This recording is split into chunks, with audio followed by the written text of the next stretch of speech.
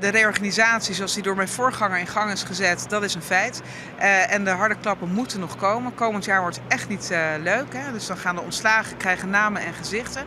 Daar moeten we doorheen, maar ik ben ook vol optimisme.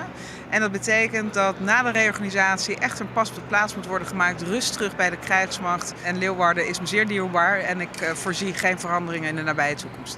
De nieuwe minister van Defensie wie vanmiddag op de Vleenbasis om de herinnering-medaille voor vredesoperaties uit te rekenen. Ongeveer 100 militairen die het vlienier van maart en september op missie wienen in Afghanistan. De louter F-sections waren onder andere inzet om de Nederlandse politietrainers in Kunduz te beschermen. Bij de ceremoniële ontvangst van de medaille zit de missie er nou formeel op. Militairen worden toch 4,5 maand uitgezonden in ons geval. Familieleden thuis zijn ook 4,5 maand even zonder de relatie. Dat betekent heel wat. We zetten ons graag in, we zijn specialisten en daar mag je voor beloond worden.